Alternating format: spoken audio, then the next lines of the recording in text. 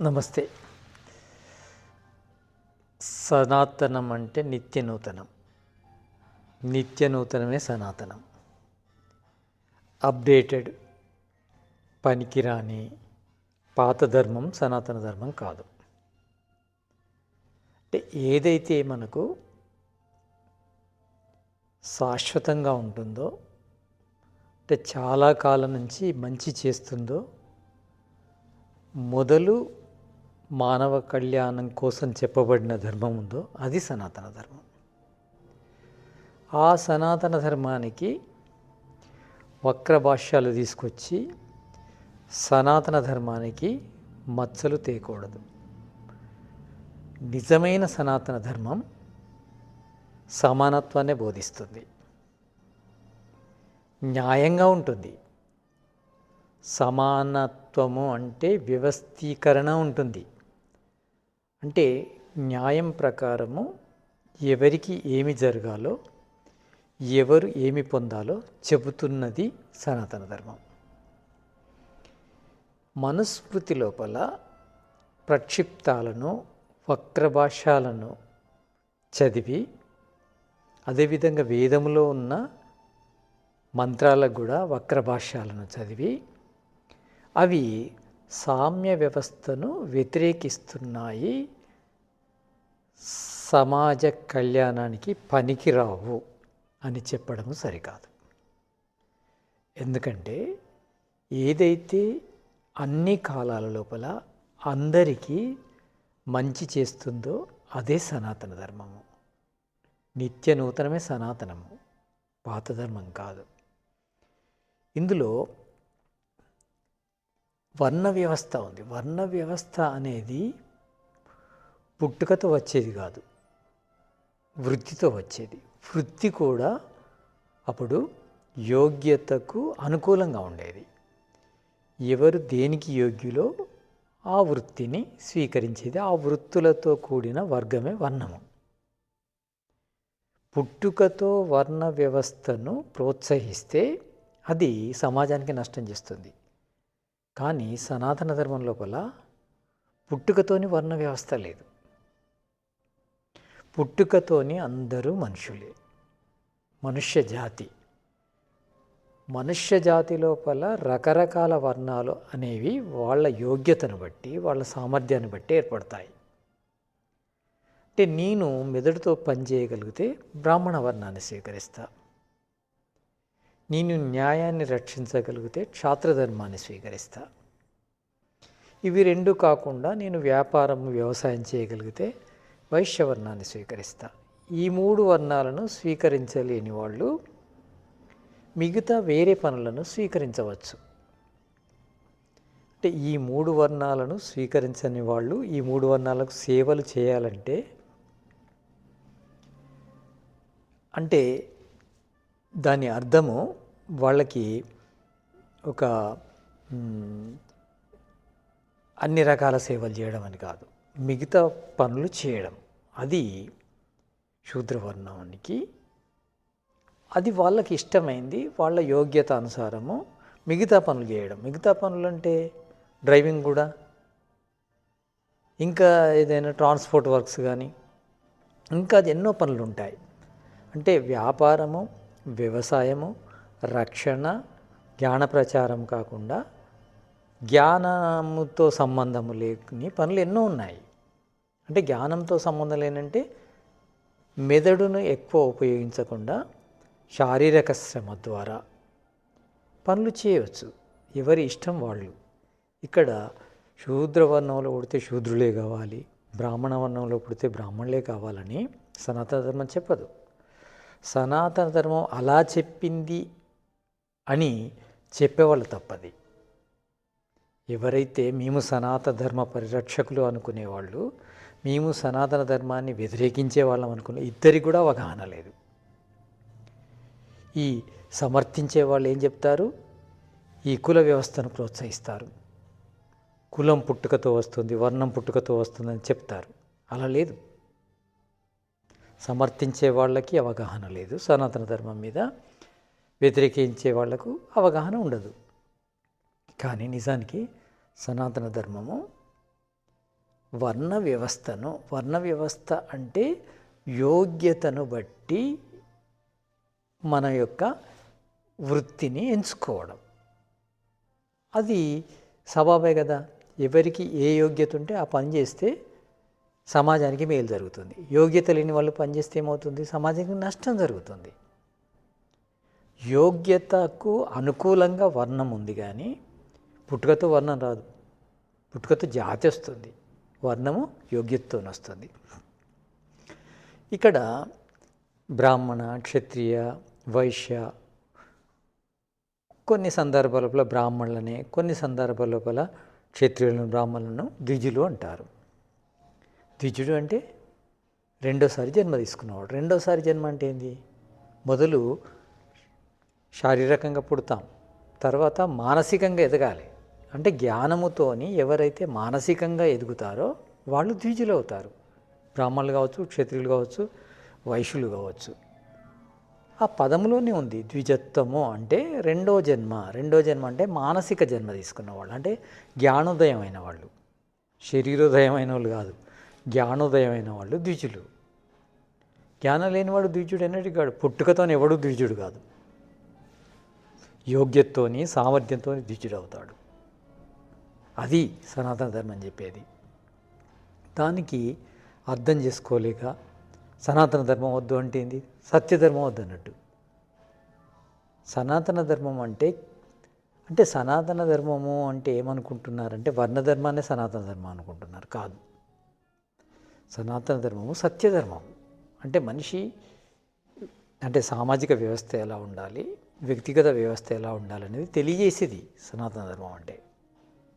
కానీ దానికి అపార్థం చేసుకొని అంటే దానికి ఒక రాజకీయ రంగు పులిమి మనుషులను భ్రష్టులను చేస్తున్నారు, మనుషులను పక్క దోవలు పట్టిస్తున్నారు.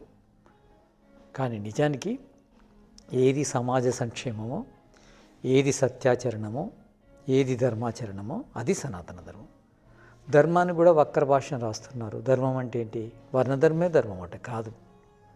ధర్మము అంటే వర్ణధర్మంతో పాటు, వర్ణధర్మం అంటే ఏంటి అంటే ఎవరైతే ఏ వర్ణాన్ని ఎంచుకుంటారో దానికి న్యాయం చేయడం వర్ణధర్మం అంటే. మనిషి ధర్మం కూడా ఉంది. ధృతి, క్షమదమోస్తేయ, శౌచం, ఇంద్రియ నిగ్రహం, ధీర్విద్య, సత్యం, అక్రోధం, దశకం, ధర్మలక్షణం. ప్రతి మనిషివి పాటించాలి. ధృతి, క్షమ, దమము, అస్థేయము, ఇవన్నీ ఉన్నాయి. ఇంద్రియ నిగ్రహం, బుద్ధిని పెంచుకోవడము, విద్యను పెంచుకోవడము, సత్యం పలకడము, అక్రోధం, కోపం లేకుండా ఉండడం, ఇవన్నీ ఉన్నాయి. ఇవన్నీ అందరికీ. ఇది కూడా ధర్మంలోకి వస్తుంది. ధర్మము అంటే ఇక్కడ ధర్మం అనే పదానికి కూడా చాలా వక్రమైన అర్థాన్ని తీసుకొస్తున్నారు. ధర్మం అంటే ఏంది? మానవుడికి భోగాపవర్గములను ఇచ్చేది ధర్మం అవుతుంది. భోగము అంటే భౌతిక సుఖాలను, అపవర్గం అంటే ఆధ్యాత్మిక ఆనందాన్ని ఇచ్చేది ధర్మం అవుతుంది. అంటే ఏ బాటలో వెళ్తే, ఏ వ్యవహారం చేస్తే మనకు భౌతిక సుఖము, ఆధ్యాత్మిక ఆనందం లభిస్తుందో అది ధర్మం. ధర్మం అంటే వర్ణధర్మము, అసామ్య ధర్మము, సమానతను దెబ్బతీసే ధర్మము కాదు. ధర్మము అంటే వ్యక్తిగతంగా, సామాజికంగా మేలు చేసేది, అది ధర్మం అంటే. ఒకవేళ ధర్మానికి ఆ అర్థం తీసుకోకుంటే అది తప్పు. మనుస్మృతి లోపల శూద్రులకు ఎక్కువ శిక్ష ఇవ్వాలని, బ్రాహ్మణులకు తక్కువ శిక్ష ఇవ్వాలనేది లేదు. పైపెచ్చు ఎవరైనా ఒకే రకమైన తప్పు చేస్తే, అంటే శూద్రులు ఒకే రకమైన తప్పును శూద్రులు, వైశ్యులు, క్షత్రియులు, బ్రాహ్మణులు చేసినప్పుడు శిక్ష అనేది బ్రాహ్మణులకు అధికంగా ఇవ్వాలని ఉంది, తర్వాత క్షత్రియులకు ఇవ్వాలని ఉంది, ఆ తర్వాత వైశ్యులకు. అందరికంటే తక్కువ శిక్ష ఇవ్వవలసింది శూద్రులకని ఉంది. ఎందుకంటే వాళ్ళకి జ్ఞానం తక్కువ ఉంటుంది కనుక వాళ్ళకి శిక్ష కూడా తక్కువ ఉండాలి. ఎవరైతే జ్ఞానం ఎక్కువ ఉండి తప్పు చేస్తారో వాళ్ళకి ఎక్కువ శిక్షించాలని ఉంది. అలా చెప్తుంది మనుస్మృతి. కానీ మనుస్మృతిలోని ప్రక్షిప్తాలు వక్రభాష్యాలను పట్టుకొని మనుస్మృతి లాంటి ధర్మగ్రంథాన్ని వ్యతిరేకించడం సరికాదు. అది ధర్మగ్రంథం. ఎలా పడుకోవాలి, ఎలా కూర్చోవాలి, ఎలా నిల్చోవాలి, ఎలా నడవాలి, ఎలా తినాలి, ఎలా త్రాగాలి, ప్రతి విషయం చెప్పబడింది. మనుషులందరికీ సమానంగా చెప్పబడింది. కేవలము బ్రాహ్మణ వ్యవస్థను ప్రోత్సహించేదని దానికో అవహేళన తీసుకొచ్చారు. కాదు, బ్రాహ్మణ వర్ణం కూడా పుట్టుకతో స్వీకరించదు. మనుస్మృతి కానీ వేదం కానీ స్వీకరించవు. పుట్టుకతోనే ఎలా వస్తుందండి? ద్విజుడు పుట్టుకతో ఎలా అవుతాడు? ఒక జన్మ తీసుకున్నప్పుడు 2 జన్మలు తీసుకున్నట్టు ఎట్లా అవుతుంది? 2వ జన్మ తీసుకుంటే ద్విజుడు అవుతాడు. 2వ జన్మ అంటే జ్ఞానోదయం అయితే ద్విజుడు అవుతాడు, లేకుంటే కాడు. పుట్టుకతోనే ఎవరు ద్విజులు గారు. సంస్కారాల వల్ల కొంతమంది మంచిగా పుట్టచ్చు. అది బ్రాహ్మణుల ఇంట్లోనే పుట్టాలని ఏం లేదు, బ్రాహ్మణ వర్ణంలోనే పుట్టాలని లేదు, ఎక్కడైనా పుట్టచ్చు సంస్కారాలకు అనుకూలంగా. కనుక మనము దేనినైనా వ్యతిరేకించిన లేదా సమర్థించిన పూర్తి జ్ఞానంతో మనము వ్యతిరేకించడం కానీ సమర్థించడం కానీ చేయాలి. అలా చేస్తే ఏమవుతుందంటే మన మాటలు వినే వాళ్ళకి సత్యం బోధపడుతుంది. లేకుంటే అవగాహన లేకుండా మనం ద్వేషించిన సమాజానికి రాంగ్ మెసేజ్ వెళ్తుంది. మనము దాన్ని సమర్థించిన అంటే అవగాహన లేకుండా సమాజానికి రాంగ్ మెసేజ్ వెళ్తుంది. సమాజాన్ని నాశనం చేసే మాటలు మాట్లాడడం కంటే నోరు మూసుకొని కూర్చున్నది మంచిది. సమాజానికి సత్యాన్ని చెప్పాలి.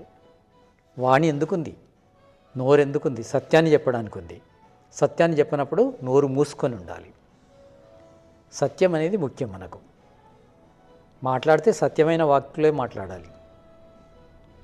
అబద్ధం మాట్లాడడానికి ఇవ్వలేదు ఈశ్వరుడు ఈ నోరును, సత్యాన్ని చెప్పడానికి ఇచ్చాడు. సత్యాన్ని తెలుసుకోవాలి. సత్యాన్ని తెలుసుకోవాలంటే జ్ఞానం ఉండాలి. జ్ఞానాన్ని గ్రహించి ఆలోచన శక్తి ద్వారా సత్యాన్ని నిర్ణయించాలి. శ్రవణ చతుష్టయం అంటారు. నా శ్రవణ మాత్రే తత్సిద్ధి అనే ఒక సూత్రం ఉంది. కేవలం వింటే జ్ఞానులు గారు, విన్నదాన్ని శ్రవణ చతుష్టయం అంటే మననం చేయాలి. శ్రవణము, మననము, నిధిధ్యాసనము, సాక్షాత్కారము. అప్పుడు నిర్ణయం అవుతుంది. అప్పుడు చెప్పాలి. మనం ఏదో అలా విని ఇలా చెప్పకూడదు. పక్షపాత రహిత న్యాయాచరణం ఉండాలి. పక్షపాత రహితంగా మనము మాట్లాడాలి. పక్షపాతం వద్దు.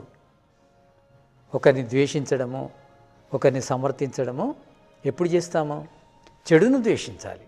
వాళ్ళలో ఉన్న చెడును ద్వేషించాలి. ఎప్పుడు సమర్థించిన వాళ్ళలో ఉన్న మంచిని సమర్థించాలి. మంచి పనులను చేసే వాళ్ళని సమర్థించాలి. చెడు పనులను చేసే వాళ్ళని ద్వేషించాలి. సత్యాన్ని ద్వేషించడము అధర్మం అవుతుంది. అదేవిధంగా సత్యాన్ని సమర్థించడం కూడా అధర్మమే అవుతుంది. కనుక మనము అంటే మనుషులము, మానవ మస్తిష్కం ఉన్న వాళ్ళము ఆలోచించాలి. ఆలోచించి సత్యాన్ని నిర్ణయం చేసిన తర్వాతనే మాట్లాడాలి. మంచిని మంచి అని, చెడును చెడు అని మాట్లాడాలి. దానివల్ల సమాజానికి మేలు జరుగుతుంది. మనం ఏ పని చేసినా సమాజానికి మేలు జరగాలి. సమాజానికి కీడు జరిగే పనులు చేయకూడదు. నోటితోనైనా చేయకూడదు, చేతులతోనైనా చేయకూడదు. ఆలోచనలో కూడా సమాజానికి నష్టం చేసే పనులు చేయకూడదు. కనుక సత్యం మనకు కావాల్సింది. స్వార్థాన్ని గెలిపించడం కాదు, సత్యాన్ని గెలిపించాలి. స్వార్థం గెలిపిస్తే ఏమవుతుంది? నేను గెలుస్తాను, నేను గెలిస్తే ఏమవుతుంది? నీ గెలుపు నీకు కూడా పనికిరాదు. సత్యాన్ని గెలిపిస్తే సత్యంతో పాటు మనము గెలుస్తాము. మనం గెలవడం కోసం సత్యాన్ని ఓడించకూడదు. సత్యాన్ని ఓడించి మనం గెలిచే ప్రయత్నం చేస్తే మనకెన్నటికీ మేలు జరగదు. మనం గెలవాలనుకుంటే సత్యాన్ని పట్టుకోవాలి. ఆ సత్యం ద్వారా మనం గెలవాలి. కానీ మనం చెప్పే విషయాలు సత్యమని నిరూపించడం కాదు. ఏదైతే సత్యమో దాన్ని మనము అనుసరించాలి. అది సనాతన ధర్మం అంటే. సనాతన ధర్మం అంటే సత్యధర్మం. సత్యము అంటే అప్పుడు సత్యము అని కాదు, ఎప్పటికీ పనికొచ్చేది సత్యం అంటారు. ఒక సమయంలో పనికొచ్చేది, ఒక ప్రాంతంలో పనికొచ్చేది ధర్మం కాదు, సత్యం కాదు. అన్ని సమయాల లోపల, అన్ని ప్రదేశాల లోపల అందరికీ పనికి వచ్చేదే సనాతన ధర్మము, సత్యము, ధర్మము. కనుక దాన్ని అనుసరించాలి మనం. యూనివర్సల్ జస్టిఫికేషన్ ఉండాలి. దాన్ని మన ఋషులు కూడా చెప్పారు. ప్రీతిపూర్వకంగా, ధర్మానుసారంగా, యథాయోగ్యంగా అని చెప్పారు. అంటే ప్రీతిపూర్వకంగా ఉండాలి, ప్రేమతో ఉండాలి, ద్వేషంతో ఉండకూడదు. ధర్మానుసారంగా ఉండాలి, ధర్మానుసారంగా ఉండాలి. అంటే ధర్మానుసారం అంటే మనకు కానీ సమాజానికి కానీ మనం చేసే పని వల్ల నష్టం జరగకూడదు, వీలైతే లాభం చేయాలి. అది ధర్మం అవుతుంది. ధర్మానుసారంగా ఉండాలి, యథాయోగ్యంగా ఉండాలి, టైం బీయింగ్ ఉండాలి.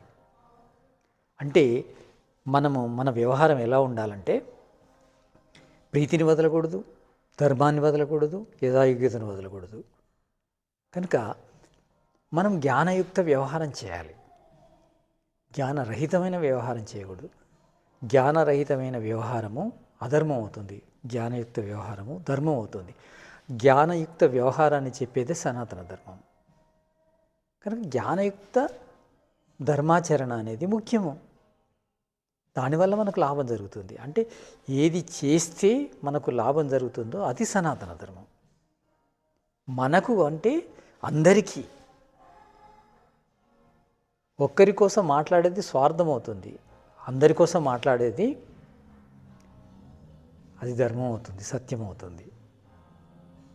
కనుక అందరి కోసం, అందరి మేలు కోసం మనం మాట్లాడాలి, అందరి మేలు కోసం మనం పనులు చేయాలి, అందరి మేలు కోసం మనం ఆలోచించాలి. అందరి మేలులో మన మేలుంది. అందరు ఎందుకు బాగుండాలనుకుంటామంటే మనం బాగుండాలంటే అందరూ బాగుండాలి. అందరూ బాగుండందే మనం బాగుండలేము. అందరూ బాగుండాలనేది దేవుడి కోరిక అయి ఉంటుంది. ఆ దేవుడిచ్చిన ఈ జగత్తు కానీ, ఆ వేదం కానీ అందరి బాగు కోసం ఉంటుంది, కొందరి బాగు కోసం ఉండదు. ఈశ్వరుడు పక్షపాతం వహించడు, న్యాయచరణం ఉంటుంది అతని లోపల. న్యాయము, ఎవరు ఏం చేస్తే ఆ ఫలాన్ని ఇస్తాడు. ఇంకా వేదం లోపల ఏం చేయాలి, ఏం చేయకూడదు ఉంది. ఏమి చేయాలో ఏమి చేయకూడదో మానవుడు చెప్పేదే సనాతన ధర్మం. అది అవసరమే కదా. ఏది చేస్తే మనకు భోగాపవర్గములు లభిస్తాయో అది ధర్మం. ఏది చేస్తే మనకు భోగము అపవర్గం లభించవో అదే అధర్మం. అంటే ఏది చేస్తే మనకు ఇవి లభిస్తాయో అది చేయమని చెప్పేది, ఏది చేస్తే అవి లభించవో అది చేయకూడదని చెప్పేది సనాతన ధర్మం.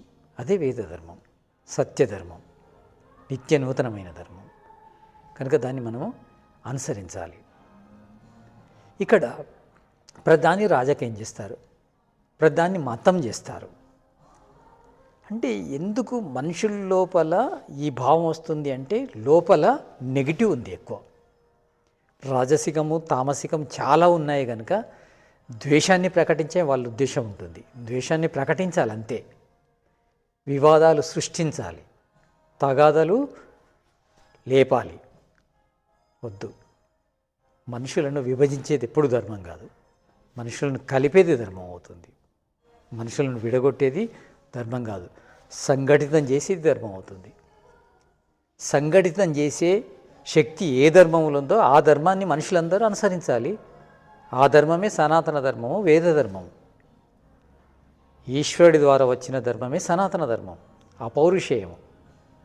మనుషులు పక్షపాతాన్ని కలిగి ఉంటారు కావచ్చు, కానీ ఈశ్వరుడు పక్షపాతాన్ని కలిగి ఉంటాడు. ఎందుకంటే అందరూ తన బిడ్డలే, మానవులే కాదు, ప్రతి జీవి తన యొక్క సంతానమే.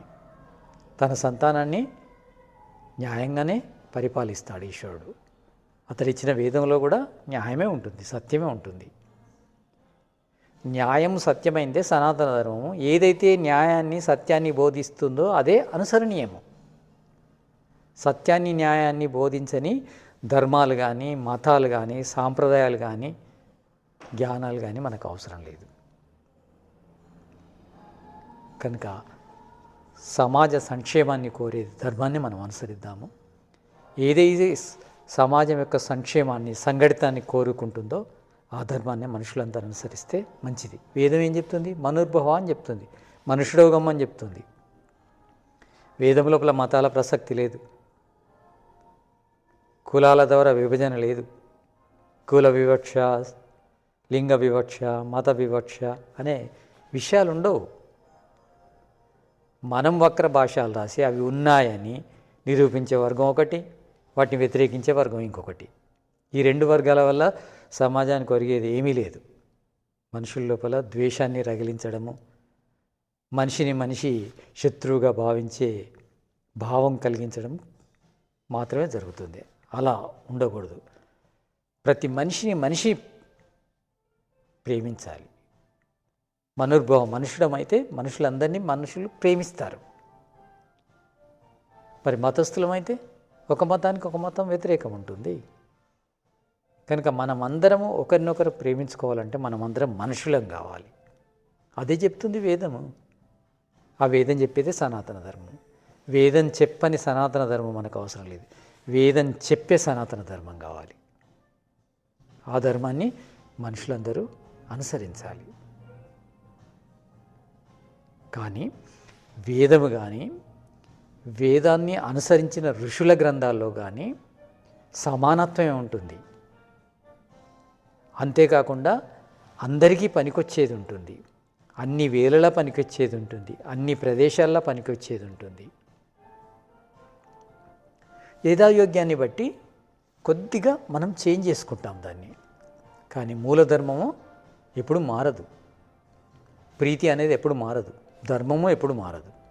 యథాయోగ్యత అంటే ధర్మాన్ని, ప్రీతిని చెడకుండా వ్యవహారం చేయడాన్ని యథాయోగ్యం అంటారు. అలా మనము నడుచుకోవాలి. అది సమాజానికి మేలు చేస్తుంది. మనము ఏ విషయాన్ని మనము సమర్థించాలనుకున్నా అది సమాజానికి మేలు చేయాలి. ఏ విషయాన్ని మనం ద్వేషించాలనుకున్నా అది సమాజానికి నష్టం చేసేది అయి ఉండాలి. సమాజానికి నష్టం చేసేదాన్ని ద్వేషించాలి, సమాజానికి మేలు చేసేదాన్ని సమర్థించాలి. అదే మానవత్వం అంటే. మనకు నోరుందని ఇష్టం వచ్చినట్టు మాట్లాడకూడదు. మెదడుతో ఆలోచించి పెదవులతో కాదు మాట్లాడడం, మనసుతో మాట్లాడాలి, ఆలోచించి మాట్లాడాలి, జ్ఞానయుక్తంగా మాట్లాడాలి. ద్వేషించిన మనము ఒకదాన్ని సమర్థించిన, ఒకదాన్ని వ్యతిరేకించిన, ఒకదాన్ని సమర్థించిన, ఒకదాన్ని ద్వేషించిన, ఒకదాన్ని ప్రేమించిన పూర్తి అవగాహనతో చేయాలి. పూర్తి అవగాహన ఎప్పుడు వస్తుంది? అన్ని జ్ఞానాలు తీసుకోవాలి. శ్రవణము, సత్య జ్ఞానాన్ని తీసుకోవాలి. తర్వాత మననం చేయాలి. ఆ తర్వాత నిధిధ్యాసనం చేయాలి. మననం అంటే ఆలోచించాలి, విన్నదాన్ని ఆలోచించిన దాన్ని నిధిధ్యాసనం చేయాలి. అంటే సత్యం ఎంత ఉంది, అసత్యం ఎంత ఉంది, ఆ తర్వాత నిర్ణయం చేయాలి, సాక్షాత్కారం. అప్పుడు దాన్ని అనుసరించాలి. ఊరికి అనుసరించడం కాదు. శ్రవణము తర్వాత మననము, మననం తర్వాత నిధిధ్యాసనం, నిధిధ్యాసనం తర్వాత సాక్షాత్కారము అయిన తర్వాత, అంటే సాక్షాత్కారం అంటే నిర్ణయం అయిన తర్వాత, అంటే సత్యము అని నిర్ణయం అయిన తర్వాత దాన్ని అనుసరించాలి. మనం అనుసరించాలి, దాన్ని ఇతరులకు చెప్పాలి. మనము సత్యాన్వేషి కావాలి, సత్యాన్ని తెలుసుకోవాలి. సత్యాన్ని తెలుసుకోవడానికి మార్గం ఏంటిది? శ్రవణము, మననము, నిధిధ్యాసనము, సాక్షాత్కారం. అది తెలుసుకున్న దాన్ని పాటించాలి, చెప్పాలి. అదే సత్యాచరణం అవుతుంది, ధర్మాచరణం అవుతుంది. అది చెప్పేదే సనాతన ధర్మం అవుతుంది. అది చెప్పనిది సనాతన ధర్మం కాదు. ఏదైతే సత్యాన్ని చెప్తుందో అదే సనాతన ధర్మము. ఏదైతే సత్యాన్ని చెప్తుందో ఆ ధర్మాన్ని మనుషులందరూ పాటించాలి.